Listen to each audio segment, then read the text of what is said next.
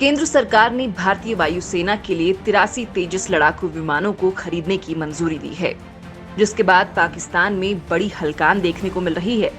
पाकिस्तानी वायुसेना इस बीच अपने विमान JF-17 थंडर को बहुत ताकतवर बताने में जुटी है, लेकिन भारतीय वायुसेना के प्रमुख RKS भदौरिया ने उसकी हवा निकाल कर रख दी है।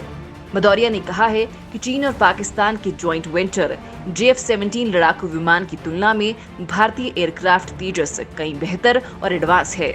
अगर भविष्य में जरूरत पड़ी तो क्या तेजस विमान से बालाकोट जैसे हवाई हमले को अंजाम दिया जा सकता है? इस सवाल के जवाब में भदौरिया ने कहा कि हमले की क्षमता के नजरिए से देखा जाए तो ये घातक हथियारों से लैस रहेगा, जो इसे उस वक्त इस्तेमाल में लाए गए विमानों से कहीं अधिक शक्तिशाली बनाता है। तेजस चौथी पीढ़ी का लड़ाकू विमान है, जिसे एरोनॉटिकल डेवलपमेंट एजेंसी और हिंदुस्तान एरोनॉटिक्स लिमिटेड ने बनाया है। हल्का लड़ाकू विमान MK-1A का डिजाइन एवं विकास स्वदेशी स्तर पर किया गया है और ये चौथी पीढ़ी के लड़ाकू विमान से जुड़े अत्याधुनिक उपकरणों से लैस है। तेजस की सबसे बड़ी खासियत ये है कि कम ऊंचाई पर उड़कर ये दुश्मन पर नजदीक से सटीक निशाना साध सकता है और ये दुश्मन के रडार को चकमा देने में माहिर है। तेजस हवा से हवा में और हवा से जमीन पर मिसाइल दागने में सक्षम है। इसमें एंटीशिप मिसाइल, बम और रॉकेट भी लगाए जा सकते हैं। डर्बी और अस्त्र मिसाइल से भी तेजस लैस हो सकता है। इतना ही नहीं, तेजस लड़ाकू विमान के जरिए लेजर गाइडेड बम से दुश्मनों पर हमला किया जा सकता है। आधुनिक रडार और मिसाइल जैमर से भी इस लड़ाकू विमान को लैस किया गया है।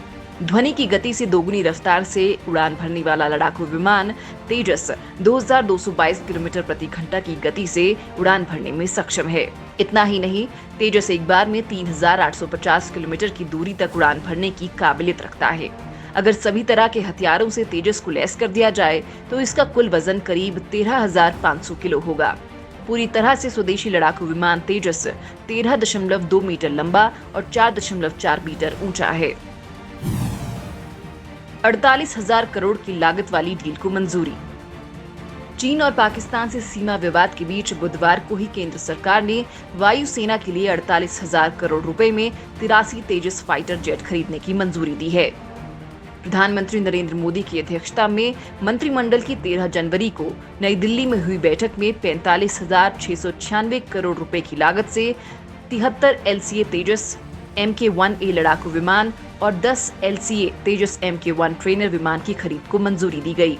इसके साथ डिजाइन और बुनियादी ढांचे के विकास के लिए 1,202 करोड़ रुपए मंजूर किए गए हैं। LCA तेजस आने वाले वर्षों में भारतीय वायुसेना के लड़ाकू बेड़े की रीढ़ बनने जा रहा है।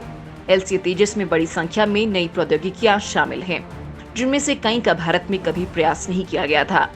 रक्षा मंत्री ने कहा कि इस फैसले से मौजूदा LCA परिस्थिति की तंत्र का काफी विस्तार होगा और रोजगार के नए अवसर पैदा करने में मदद मिलेगी।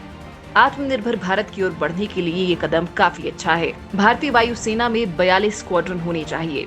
एक स्क्वाड्रन में कम से कम 18 फाइटर जेट होते हैं। भारत के पास अभी केवल 30 स्क्वाड्रन है। HAL से 83 तेजस मिलने के बाद 3 से 4 स्क्वाड्रन में इजाफा होगा।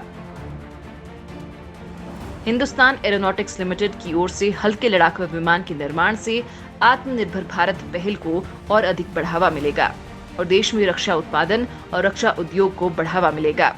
इस खरीद में HAL के साथ डिजाइन और विनिर्माण क्षेत्रों में MSME सहित लगभग 500 भारतीय कंपनियां काम करेंगी। ये कार्यक्रम भारतीय एरोस्पेस मैन्युफैक्चरिंग इकोसिस्टम को एक जीवंत आत्मनिर्भर इकोसिस्टम में बदलने के लिए उत्प्रेरक का काम करेगा।